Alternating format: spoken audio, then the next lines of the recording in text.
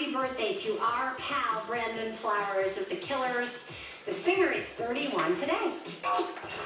Tonight, the great and Can you push it over to the chair? Push it over to the chair. On his late night show, ABC Metric. Push it over to the chair. And speaking of Metric, the band's album Synthetica debuted on Billboard this week at number 12. Not bad, selling more than 27,000 copies.